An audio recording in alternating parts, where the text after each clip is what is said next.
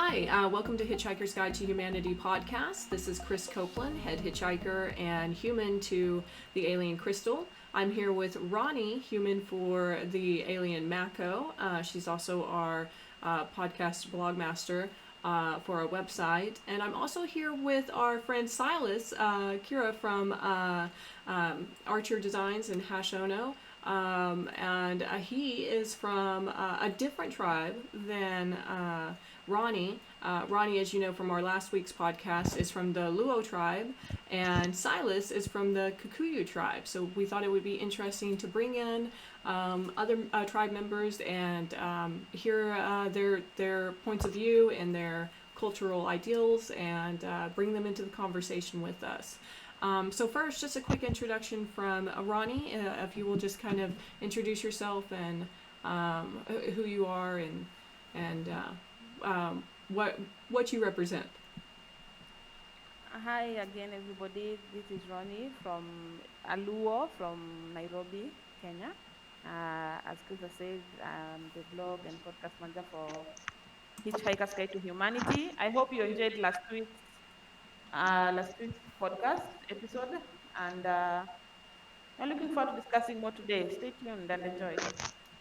Awesome, and thank you so much for joining us again, and also thank you to Silas for joining us. Silas, could you give yourself a quick introduction to our audience?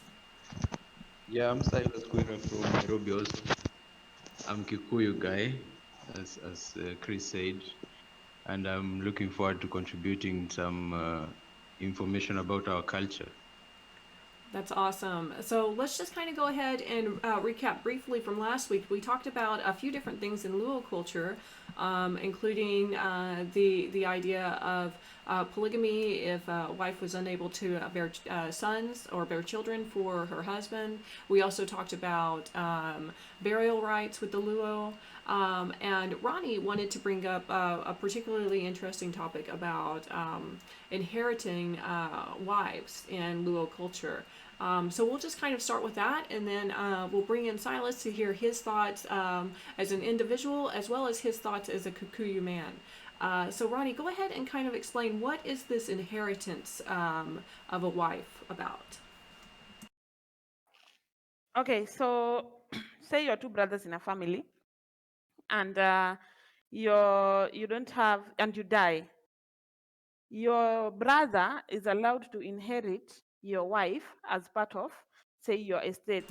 It's just like when you don't have, when you die, when you're a man and your brother or your cousin dies and he does not have male sons, and in that particular community, women are not allowed to inherit property. So your brother inherits all your property. So in such a case, in the Luo culture, sometimes in some communities, the wife is also considered part of your property or part of your estate. So your elder brother or your brother inherits and marries your wife as his second wife if he has married already, or as a first wife if he hasn't married already. The same thing also happens, for instance, when you're a man and your wife dies, and say maybe you are a wealthy man, and your in-laws, the mother to your wife and the sisters do not want to lose you as an in-law, or lose the property that is connected to you as their in-law. They are also, you're given the younger sister to marry. So it goes both ways. The wife can be inherited by an elder brother, or you as a wife, if you die, your sister can be brought into your house, your younger sister can be brought into your house to be married there and continue the family link or the family relationship that had been established before. That's actually super interesting, because I've seen that in two different instances. One is in biblical reference, and that's actually why I've seen it in the other instance. In biblical reference, there are laws that allow for a brother to inherit his sister's or his brother's wife, and The reason for that is the wife is unable to care for herself because she's not able to inherit property. And because of that, if she doesn't have sons that will provide for her, then it's almost a shameful thing, a public disgrace, that she had to marry her husband's brother because she did not, in fact, produce heirs. However, as science has already proven, that kind of is left up to the man solely as to whether or not his sperm produces a male offspring or a female offspring. And we've seen this also with like Henry VIII, who divorced or murdered several of his wives because they would not produce him a proper male heir, when in fact it was his own genes that were flawed.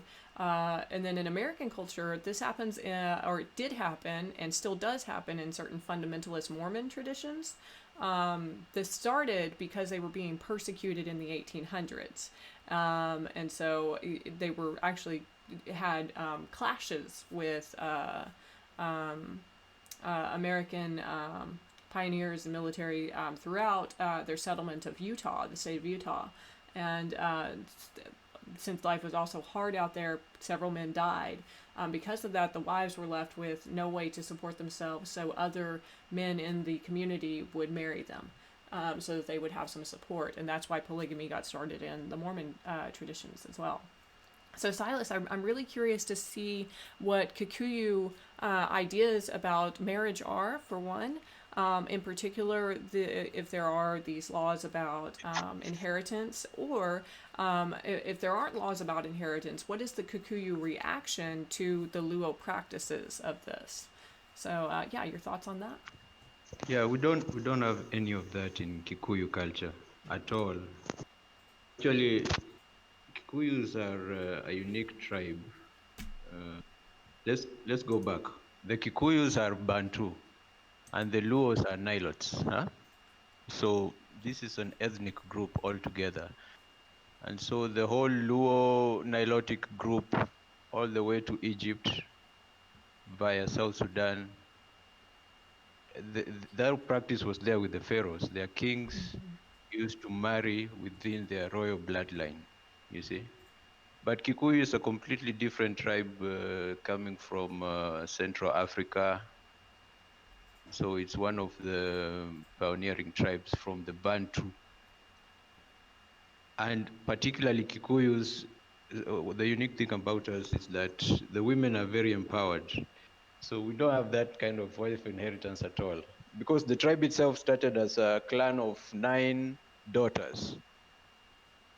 The Kikuyu, the proper way to say the word Kikuyu is, the tribe Kikuyu is Agikuyu. That is the people of Kikuyu. There's a guy who was called Kikuyu. He went to a mountain called Mount Kenya, the tallest mountain in Kenya. It's like the second tallest mountain in Africa. And he started his own tribe there. And interesting enough, he also had the same problem. He could not get any sons. He only had daughters. So I guess he could only sire daughters also. And he ended up trying and trying again until he ended up with 10 daughters. No son at all. So he ended up having to leave his inheritance to daughters only. And as a result of that, the Kikuyu tribe started a dynasty of women, basically, Amazonian women. So it's an Amazonian tribe because it used to be run by women, and they were not married off, because if they were married off, the entire tribe will dissolve. So, are you with me, Krys? Yeah, I'm here. I just wanted to let you finish. I have lots of questions, so I'm writing them down. Oh, I see. Yeah, because as you can see, it's very interesting. So in our particular tribe, we were kind of lucky in a way. I'm sure the guy Kikuyu thought he was very unlucky not to have a son, but at the end of the day, it became a good luck charm to the tribe because it empowered women. And for a very long time, for many generations, it was actually run by women, women queens. There were actually 10 daughters, but we never say 10 daughters. We always say 9 daughters because one is hidden. Back in those times, if you want to destroy a tribe and come and destroy them, you will destroy all the property they have declared. Oh, Silas, I think we lost you. The last thing I heard you say was the declared.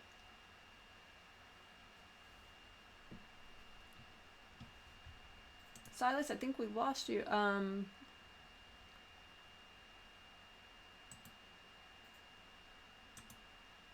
Ronnie, can you hear him through your headphones?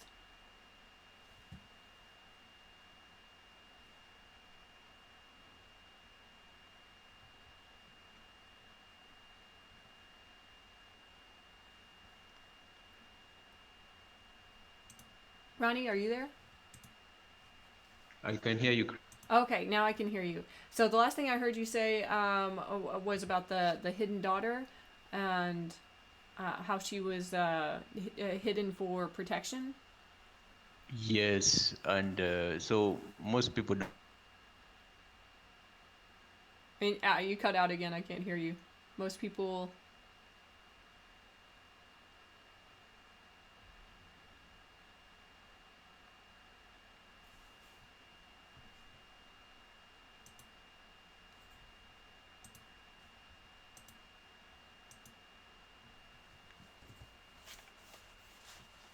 Ronnie, do you know what's up with his microphone? I can't hear him at all.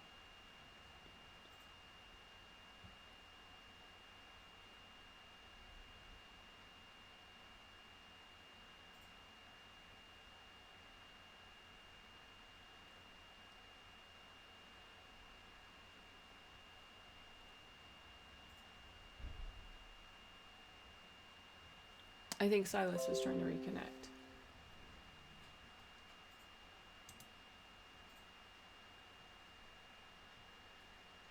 Hello. Okay, I think we're back now. Okay, this is confusing. I don't see either of you in the channel.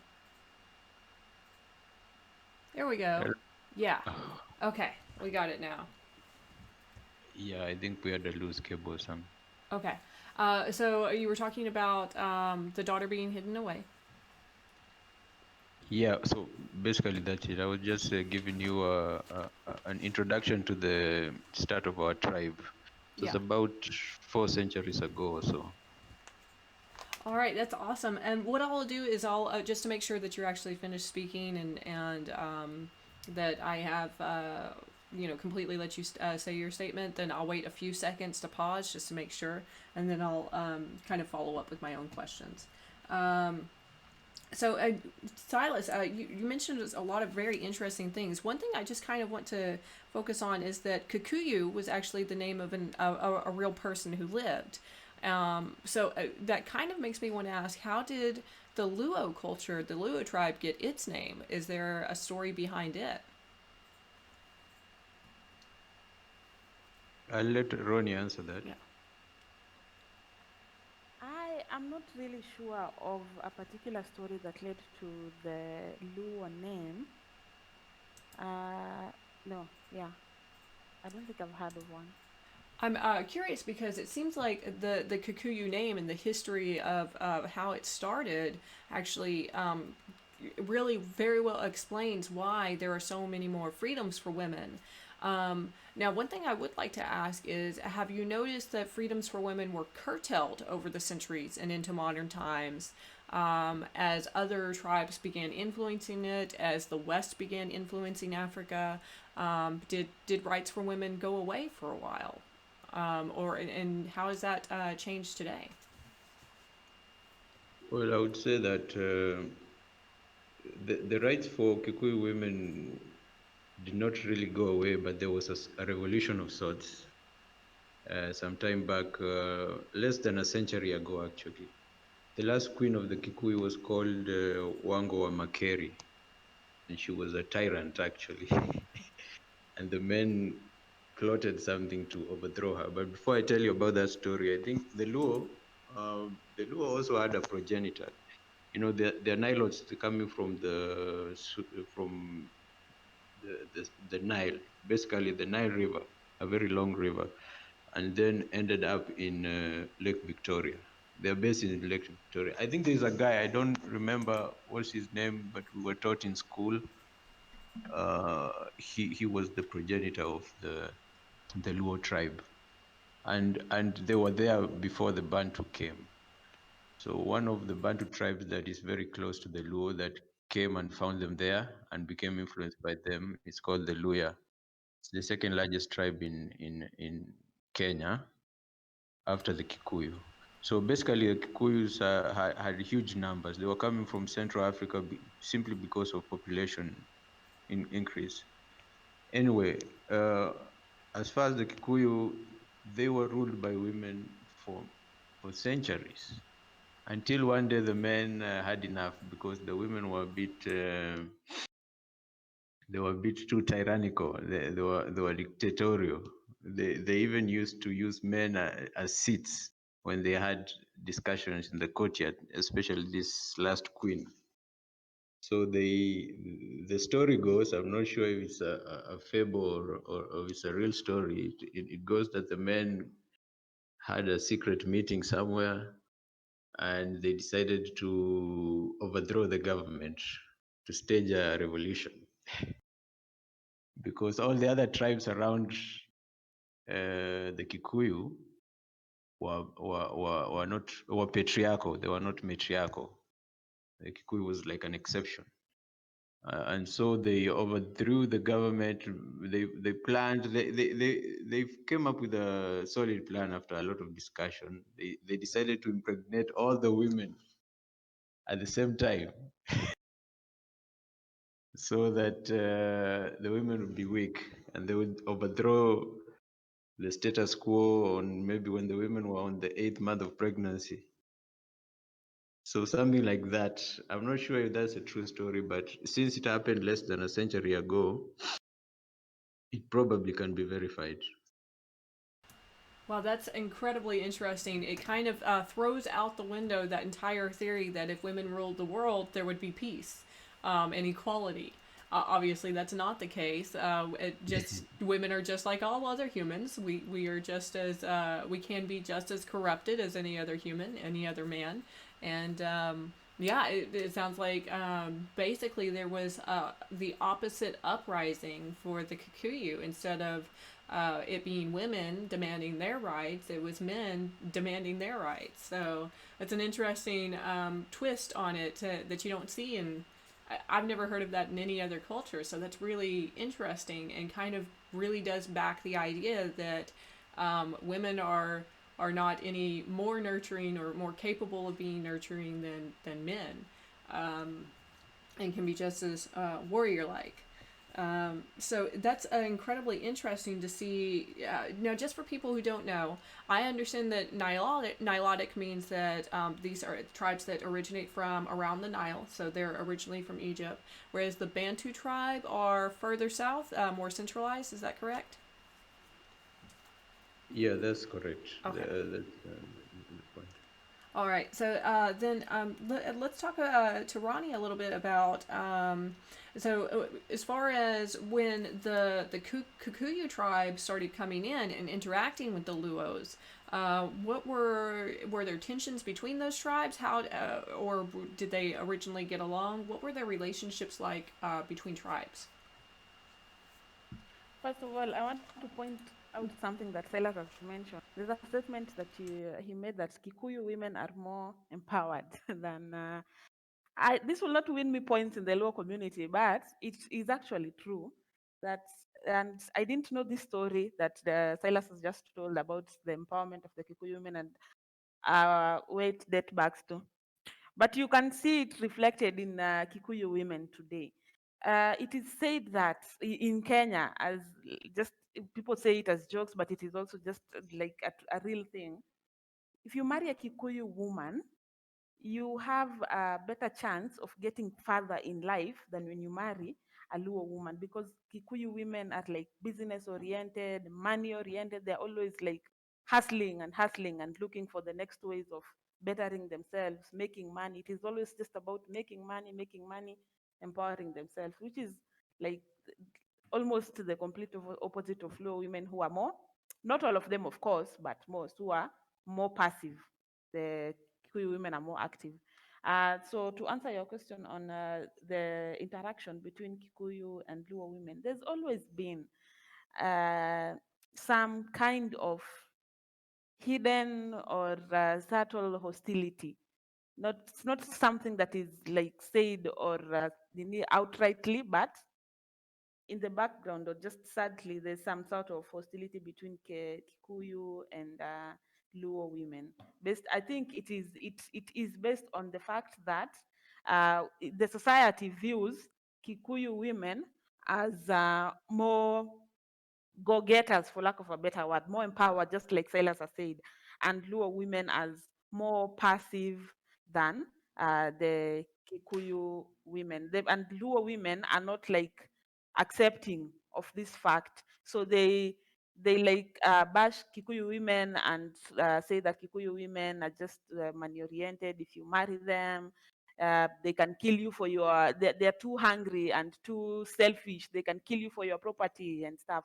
So issues like that bring in a lot of conflict between the two communities. Even now, it's an issue. It's not really. It's an issue if you're a Luo marrying a Kikuyu. There's some sort of conflict or some sort of hostility with that.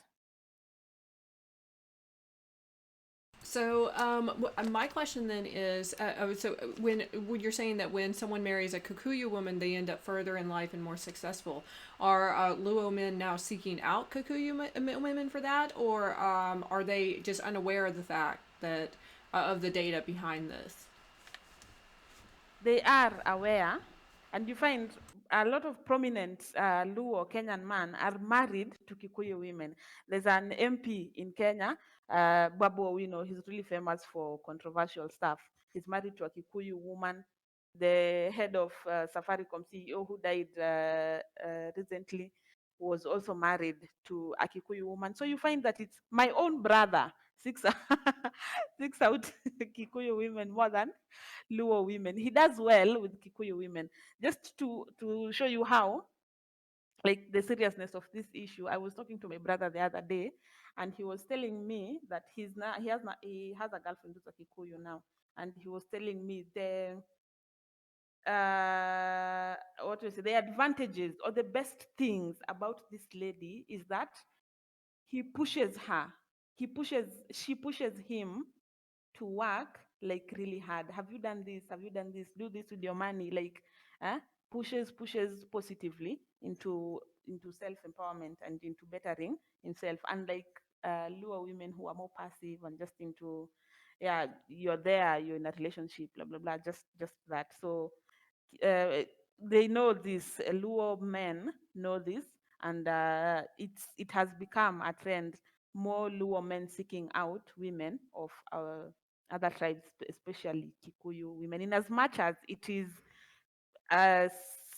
sort of controversial or sort of there's some sort of conflict and level of hostility and controversy in it, but it's a changing trend. Some prominent Luo men are married to Kikuyu women that are doing like really well. So that's really interesting. Now, is the opposite also true? Are Luo women seeking out Kikuyu men, or are they more inclined to want to have a Luo man? The opposite is not true. Luo men also have their, I don't know if it is true among, Silas will tell us if he thinks it's true among the Kikuyu community. Luo men are perceived as romantics.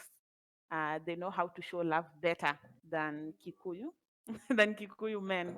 So most Luo women want to be married by Luo men, even though within the community where Luo, because of the issue of polygamy that we talked about, Luo men are extremely polygamous, and it's a problem for a lot of women who do not like accept the issue of polygamy. It is very difficult to find a Luo man with one woman, even if it is not like they've stated it.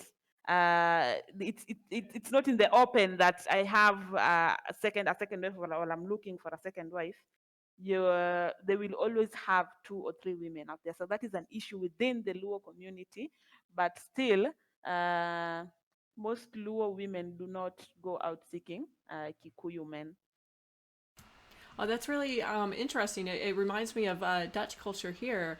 The Dutchmen are not overly romantic, but they are straightforward and direct, and they treat you with equality. And I've had both kinds of men. American men were much more like Luo men. Um, and the thing that kind of turned me off to that was the fact that I couldn't have open and honest conversations with them, because there was always that air of romanticism. Oh, I must say all these lovey-dovey words that right now I just want to have an open conversation, and I can't do that because I've got to follow all these protocols for love. And I have to say, it's while I do miss the romantic stuff as a woman, it's not worth giving up the rest of the stuff that I've gained through equality, to me personally. But so, and you're saying that Luo women are not necessarily willing to give up the other half. They just want both, and they should get both. I think that men should also get both. They should have the romantic stuff, and they should also get equality and conversation. Now, I have a question for Silas on this. Are Kikuyu men seeking out Kikuyu women, or are they starting to look more for Luo women? Well, Kikuyu men are not romantic, as she said, and we're kind of in a comfort zone because maybe we'll focus too much on other things other than the romantic side. But maybe a Luo woman will not, because unfortunately, there's this tribal thing, not just between the Luos and Kikuyus. There's a very difficult to bring somebody who is not from your tribe to your tribe, to see your mom, to see your grandmom, and all that. So it's difficult to cross and Luo men are crossing that barrier because they are seeking something. There's something they're trying to get out there, so they're breaking tradition. But for Kikuyu men, there's no reason to break with tradition. There's nothing we're seeking out there, so maybe there's a comfort zone going on. There's something I've just remembered. You remember the Netherlands guy who died last year? He was murdered in Kenya last year. Yeah, I I remember don't know that if happening. he was married to a Kikuyu, a very ambitious Kikuyu woman who used to molest for almost 2 decades. So that was the reason behind the murder, because I never had followed up on that as to why the murder happened. So Yes, she was actually the first suspect because people say maybe she wanted life insurance in inheriting the property and such. So she was the first suspect, and she went to court for that as the first suspect to that murder. and so was she actually found guilty for that, or was she found innocent? She was so tricky because she managed to bribe the judge, and now the judge is in court for having communicated with her while the matter was still in court. Wow. So that's how she was super ambitious. She's a really bad example for Kikuyu women because of the level of ambition, and she even had hid all the title deeds and in her room. They were found in her room, and they had been claimed to be lost for years, and they were found in her room and such. So they've developed a sort of bad reputation, and maybe Kikuyu men are suffering silently. Wait, Silas. She has not developed a bad reputation for Kikuyu women. Kikuyu women are known for that. Kikuyu women are actually, if you hear that a wealthy man has died somewhere because of issues of property, and the wife is the suspect, the first thing that is always asked, what tribe is she? Is she a Kikuyu? Because Kikuyu are known for being extremely ambitious to the point of killing their husbands to get property. Well, you see now, these are stereotypes that come up, because of when one or two people do something, and especially it's not just the entire Kikuyu. There's a specific county where they are feared to do that. In my county where I come from, Mrs. Nyeri County, there's another stereotype that comes out of there because The women from there have been reported to beat their men when their men come home drunk. So after a very good reporter used to be on the lookout for cases like those, and he brought them to the media, that stereotype developed. And right now, all my sisters and my people from that county have a bad reputation. The women from especially that county where I'm from have a specific reputation for being husband bashers. They bash their husbands if their husbands come home drunk. So all these are little stereotypes, and vice versa. There are stereotypes about Kikuyus that Kikuyus have about other tribes, about Luos, about all the other tribes. There are little stereotypes, and because we don't talk to each other to explain what's happening, right now people are scared of the women from my county because they think that they beat up their husbands, and it's become something that everybody believes to be true. Even though personally I've never seen it in any of my family or my villages back home.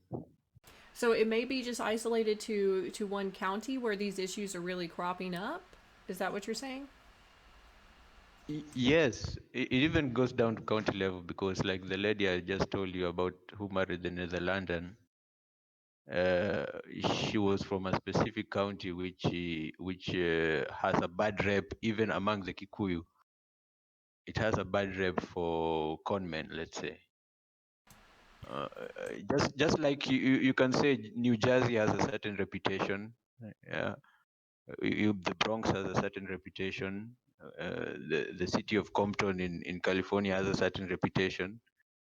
But when you come out of it, if somebody is from outside America, he thinks that the entire of America is like Compton City or is like Minneapolis right now.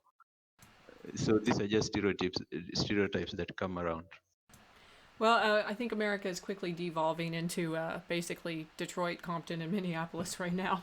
But we'll touch on that at the end. That's actually something I do want to bring in is all the changes that have been going on in our world just within the past week because of the issues going on in America. But we'll talk about that more at the end. Let's focus in back on the differences or the tensions between the tribes over first off the issue of beating men for being drunk.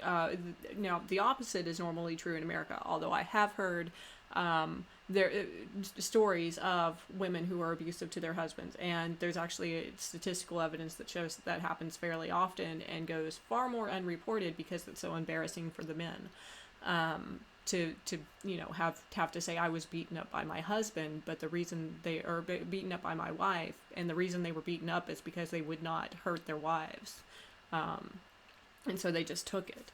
But there are more instances in America of men coming home drunk and beating their wives than men coming home drunk and getting beat by their wives.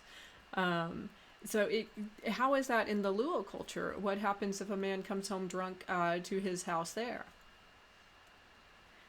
Remember, like I told you last time, in the Luo culture, women are practically just passive and followers of the man. It's not like in the Kikuyu. The Kikuyus actually they don't just beat them, men, they castrate them.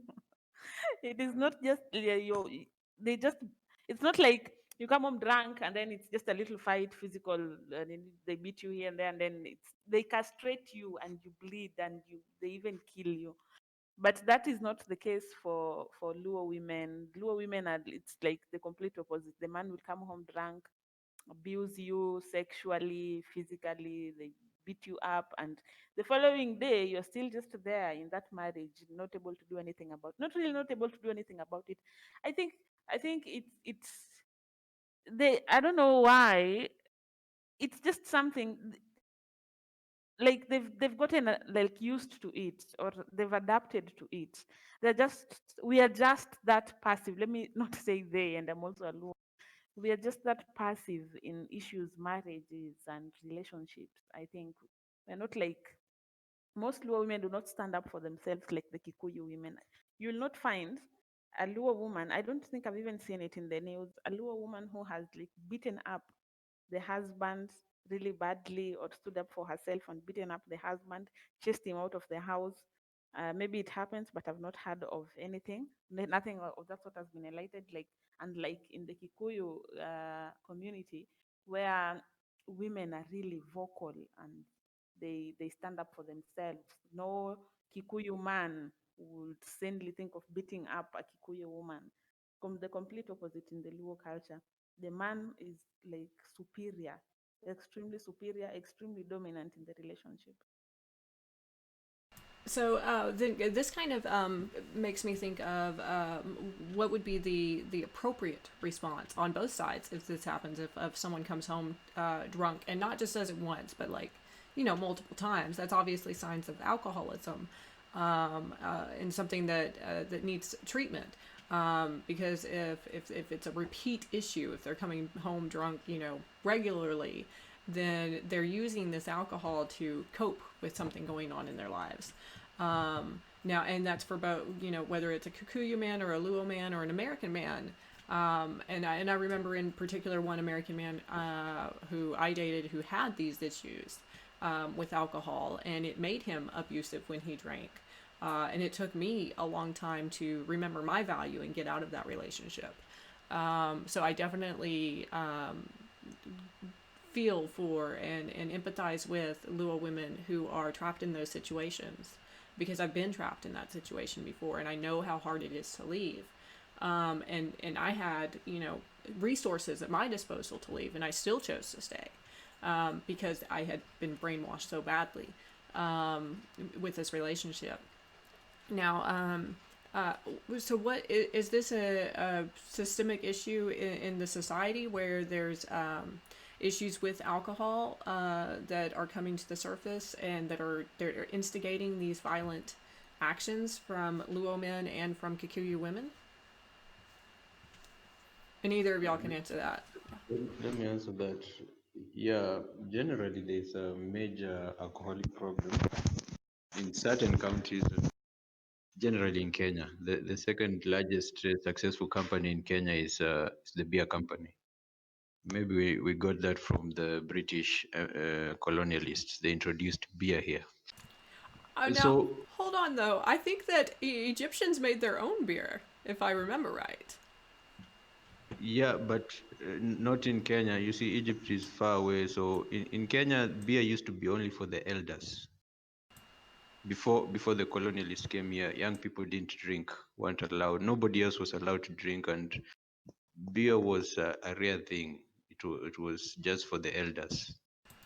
So is that only in in Kikuyu culture, or is that also true in Luo culture? Generally in Kenya, generally, it was strictly for the older elders when they were deliberating in the courtyard. But now it became a problem, and in particular counties, it's a problem. There's a specific county in Central Province in my tribe. It was a major problem. So the Kikuyu women are very ambitious, even ambitious for the man. So when they see him drunk, I guess they just get frustrated with this guy. He's spending all the money that was hard earned on alcohol. He's not going to be able to wake up on time tomorrow, etc. And he's basically, maybe because the man is very weak at the time. When somebody is drunk, they have no coordination. So maybe they take out their frustration on the guy, and he probably won't remember the next day where he got his injuries from. Maybe he'll wake up the next day, and because of alcohol, he has amnesia. He doesn't know that he was actually getting beat up by his wife yesterday, something like that. So that's actually an interesting thing, that they may not report it simply because they don't know it's their wives doing it. That they just wake up with injuries after being drunk, and that happens. Like, I've fallen down while drunk and not remembered where I've got that bruise. So, is that is it just underreported, or is it just I'm trying to understand where the problem is, how widespread the problem is. Is this some isolated cases, and that's really just like intervention needed in that personal relationship, or is this a problem across a lot of or a majority of relationships in Kikuyu culture? I would say it's an endemic problem. You see, there is this high rate of unemployment, especially among the young men. And the young men have frustrated and they keep bad company and there's cheap liquor around.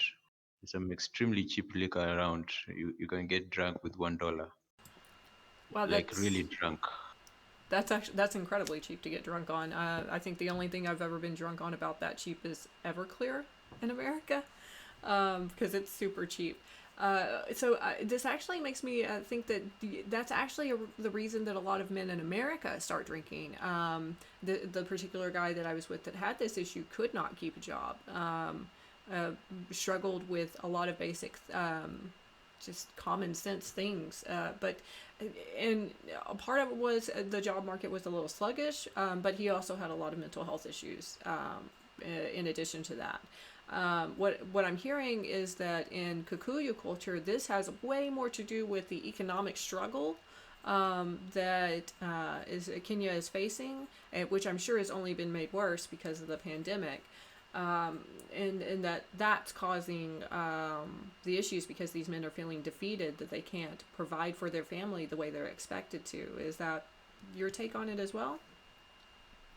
I don't think, yeah, it can be one of the factors that is causing that. But I also think, for instance, in the Luo community, like I said, that this dominating thing and feeling superior is an issue, and the women being more passive and on the receiving end, like they're not contributing to the finances of the house and issues like that. So when the man goes out there and struggles and struggles and struggles to bring something home, it makes you feel like you're not entitled to like say anything, to contribute anything, or to oppose anything he says, or to challenge him in any way.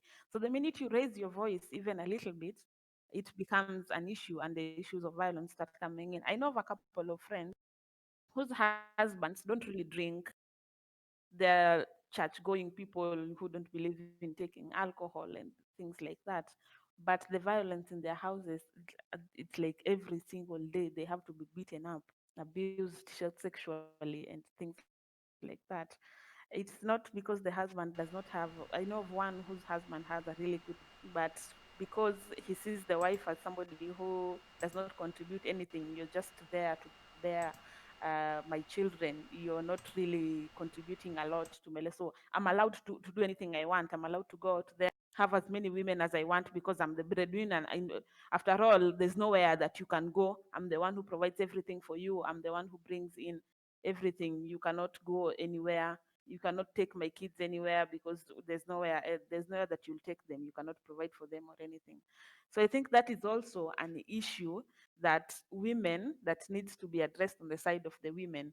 If you have your own thing, if you have you're self-empowered as a woman, no man would demean you or see you like some just a thing that is not meaningful or bringing adding any value to their life. If I think that is the way, one of the ways that this issue of domestic violence needs to be addressed, because sometimes it's not that the man has mental issues or the man has drinking problems, that when they drink they black out and they just go violent and things like that. Sometimes it has to do with the way they view the women in their houses. So that also brings up the fact that there needs to be equal opportunity for employment for both men and women in Kenya, and particularly in Luo culture, so that women will have more bargaining power in these relationships, that they don't need to rely on this man for support, that they could actually just walk away from it if they wanted to. And that, I feel, just that having that empowerment would I agree with you. I think it will really help the situation. So the question I have around that is how can these two tribes work together, they're seeing that the economic issue and the alcoholism issue are both having severely negative effects on the marriages and the family situations in both tribes. Are there ways to build bridges that say, we know these are issues in our community? How can we address them together as tribes, and maybe potentially solve these problems for both sides, for both of our tribes? Let me try that. It's interesting you mentioned building bridges because we currently in this country we have a building bridges initiative going on. So the two dominant tribes in this country are the Kikuyu and the Luo, and they have a long-standing rivalry, especially politically, which is just wrong because tribes and politics should have nothing to do with each other. So the king of the Luos, who is the former prime minister, and the king of the Kikuyus, who is the current president, have come up with this building bridges initiative, trying to bridge that divide between the tribes of Kenya and to have one Kenya, one like Kenya to become one tribe. But you have to, I have to go back and tell you where the rivalry began, especially for the two dominant tribes in this country. The first president of this country, who is actually the father of the current president, was best friends with the king of the Luo, and he was the king of the Kikuyu. And they were actually best friends before independence. They struggled for independence together. But when we became independent, now it was time to grab seats of power. And so one became the president, the other became the vice president. And just because of how power corrupts people, that friendship just crumbled. Because two lions in one den doesn't work. So they were trying to say, oh, you're president now, I should be president next. And so I can't be your vice president, we are equal. And this used to be friends. They used to be friends. They used to even have a joint bank account. But now power separated them. So it was a personal rivalry that came up.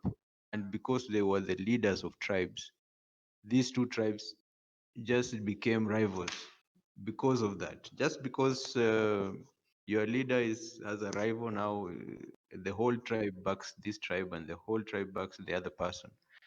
And their sons now, in this generation, are trying to patch that thing together.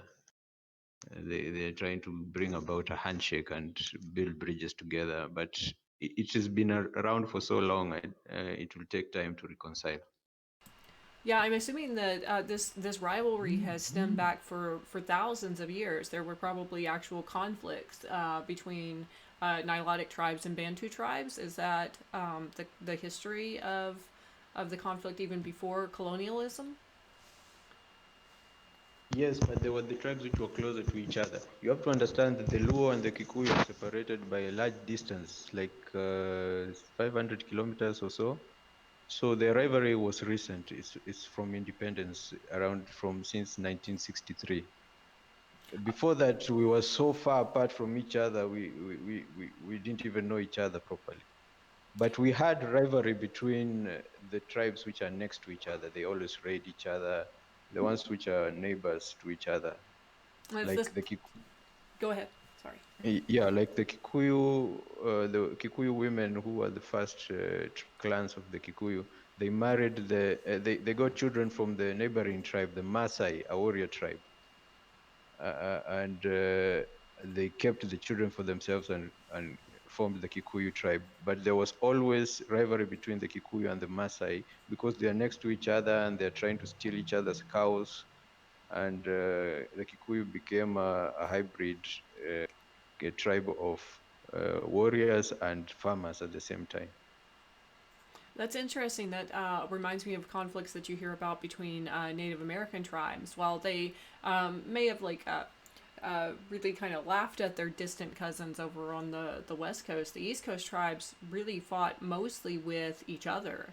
and not with those that were incredibly different from them. They fought with people that were actually more similar to them than they were different. Um, and but it sounds like the Maasai is obviously a very different tribe than the Kikuyu.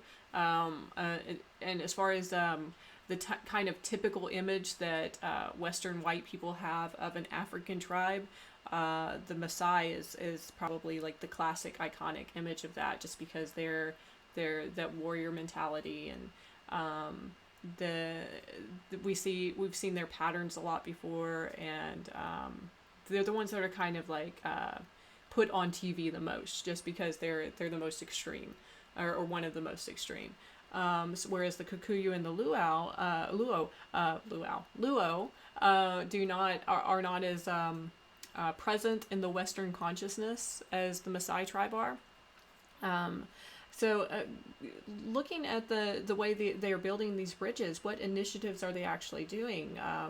Does it involve like conversations in the community, or their community level efforts? What's their plan? Yes, exactly. They're doing some meetings from each county, going around each county and having people speak their mind, historical injustices, any beef that was there before, any any feelings and prejudices that were there before. And So they're trying to do those kind of interventions. and how is that being I, received by the Luo tribe, Ronnie? And what's your interpretation of this? I think that this Building Bridges initiative needs to be adopted to the community level. Like I said when I started, there's also Silas, I had Silas saying it.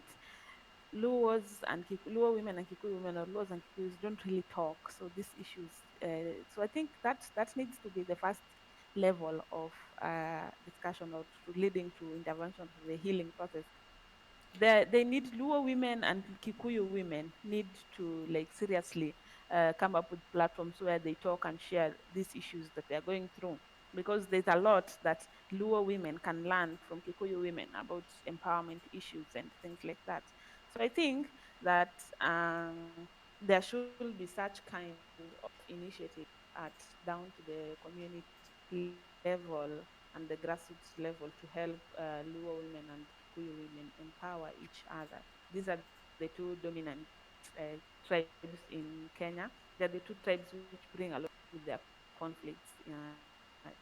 So I think such initiatives are really good for healing the country and bringing the country together, but also so as to tackle this issue of violence and women like not being respected enough in the society. Such communities with completely with two different ways of going about things, different cultures, different beliefs, need to like have platforms where they share this and they help bring each other up, as opposed to Luo women having their own thing, Kikuyu women doing their own thing. It helps to work together to share and to build each other up. So then, are those initiatives only being made for men in politics or men in the community, or are women also being included in these conversations? I think women are also being included in this but I don't think it's it has been categorized to this is our now this is a women's platform for dealing with this and this and this and that, and this is a male platform for dealing with this and this and this and that. It's just generalized as we're discussing this issue. There's some women involved, there are some men involved, but what I'm saying is that maybe there needs to be that division. So that women need to have their own place to speak their mind. Maybe, and that may be even more important in Luo culture, because if Luo men are around with their wives, then they may be less likely to speak openly. Is that what you believe, or? Yeah, I think so. Okay. Just let's go ahead and start tying this back up. We have about 5 minutes left, and I want to kind of bring this around to the global events going on right now. As we all know of the tragic murder and disgraceful murder of George Floyd, who was laid to rest yesterday. I watched his funeral for a little bit online, and it was incredibly moving to see that there were people all over the world watching that with me and demanding justice.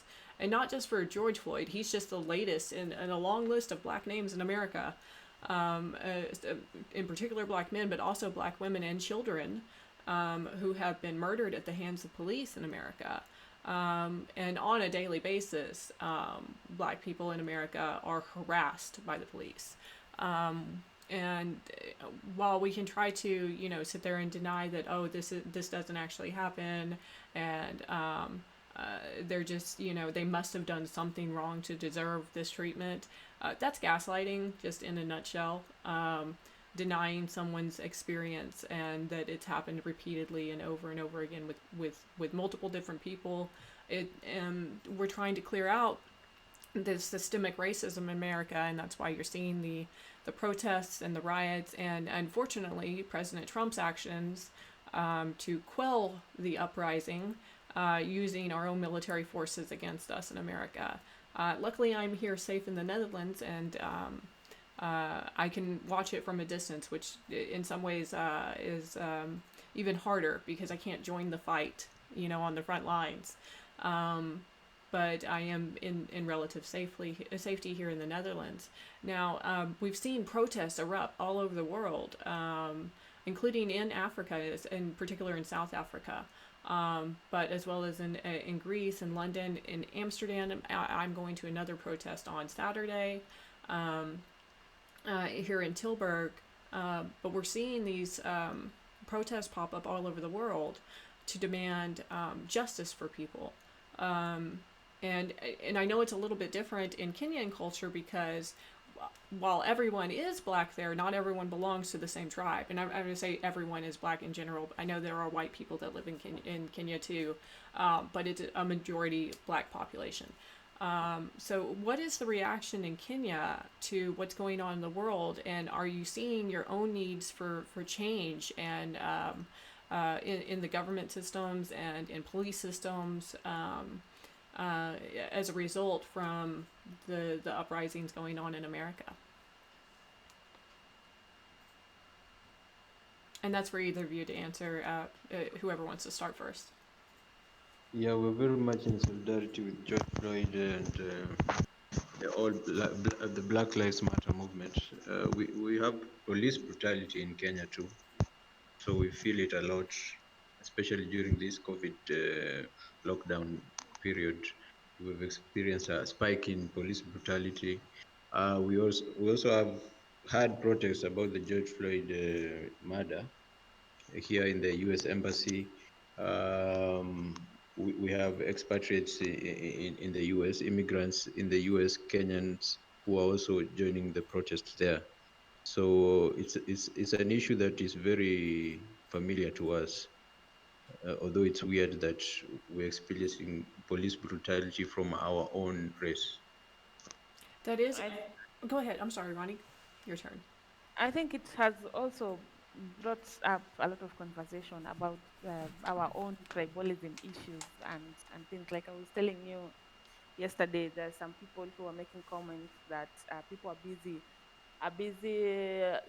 supporting or talking about the Floyd issue and speaking up against it when in their own tribes, in their own country, there's a lot of tribalism, which has brought a lot of hostility and violence in the country, and they're not speaking up about it. They should adopt such kind of protesting and speaking out on these issues of police brutality that we're experiencing in the country, and the tribalism and the classism that we're experiencing, and also talk about it and also find ways of dealing with it and dealing with the people who are perpetuating.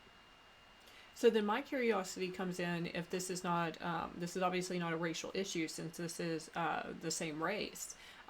Which tribes are enacting the violence against other tribes, or is it kind of a free for all tribes facing out against each other? What does that tribalism? How does that tribalism impact this police brutality? What tribe members are perpetuating the attacks? What tribe members are receiving the attacks?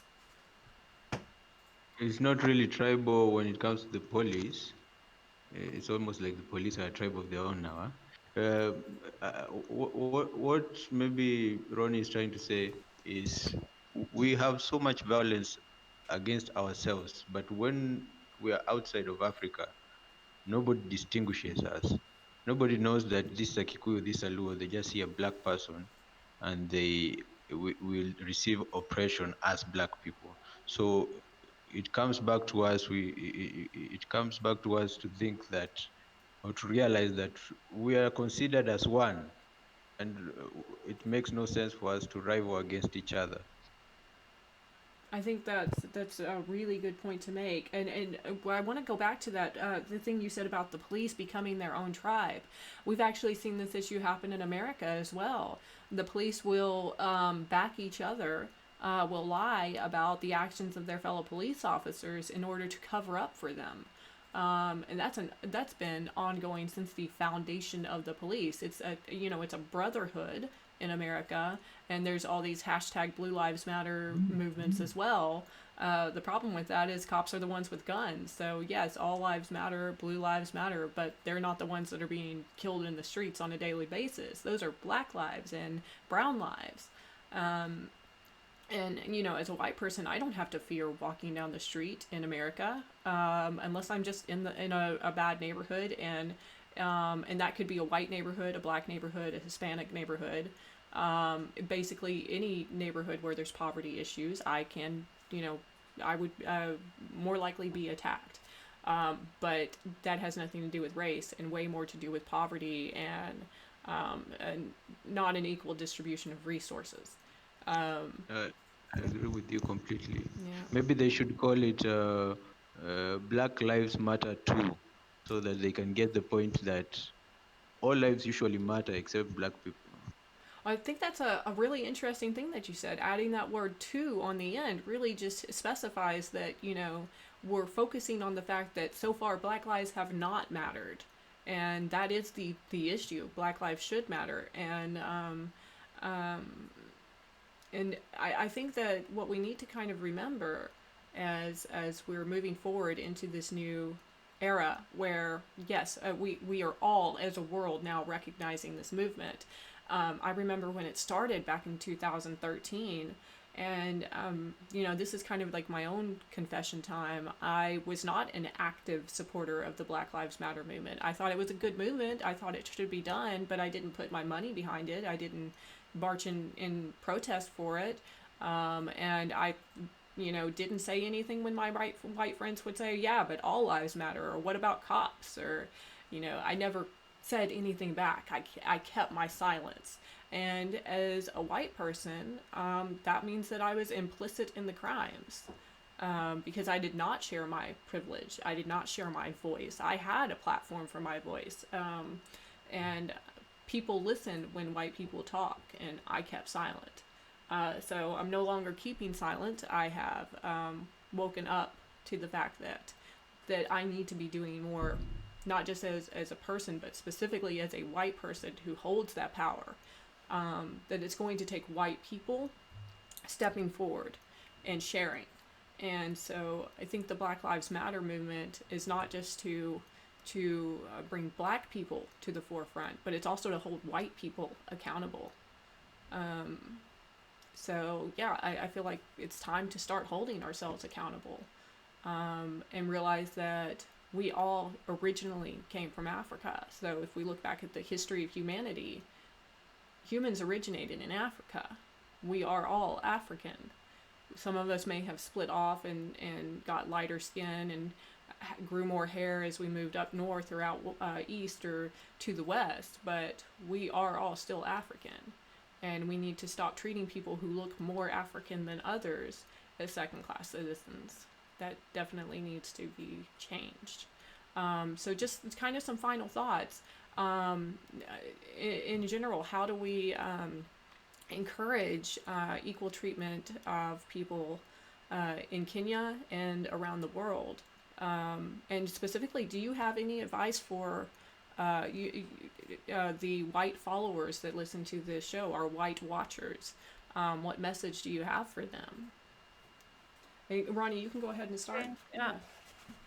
I think I will say that, like you said, you used to be silent about it, but you recognize the things that were going on. So I think what I will tell the white people who are watching is that it's time to speak out.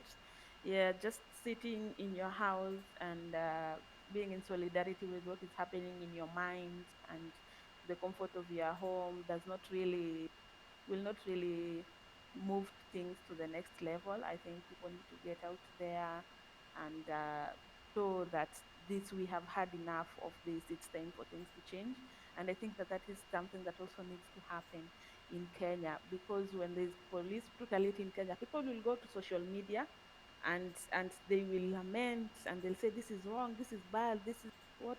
But at the end of the day, they don't really do anything about it. It's just talk and talk and talk, and it ends there. And that is the end of it. When somebody is killed somewhere, or when the government does this one-sided government, like there's a lot of corruption, and a whole governor just swindles money that belongs to Kenyans, people will go online and like talk and talk and talk, and then at the end of the day, they don't really do anything about it. So I think it's about that time that people like really raise their hands and go out there and protest and take back their rights, and yeah, something like. Yeah, and Silas, your thoughts on that? What is your message to the world about how they should, especially in particular to white people, how should we respond? What should we be doing to support this movement? Yeah, first of all, yeah, I want to congratulate you for coming out of. I know you come from the deep south, and I Yes, very know deep. it takes a lot to go against the grain there, but it's the obvious thing to do. And I think what people should follow your example. All Caucasians should realize, like you said, we are all from Africa. Less than 200,000 years ago, we were all in Africa. So we all need to find our roots and respect other people's roots, and we all need to realize that we are just one species. And if they don't, let's say if they keep this superiority thing, they try to keep it going. That is the reason. That's the main reason why the West is collapsing. They should wake up to the fact that the West is declining. It's like seeing somebody. I saw somebody in America say it's like watching the way the Roman Empire collapsed, and it's we're seeing America collapsing just because they are not current. This is the 21st century. You cannot be racist, and so that's the main.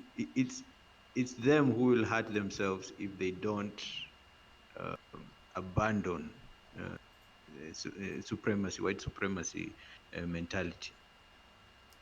I think you're absolutely right with that. It's time for all people, but in particular white people, to draw a line in the sand and say, we are on the side of Black Lives Matter.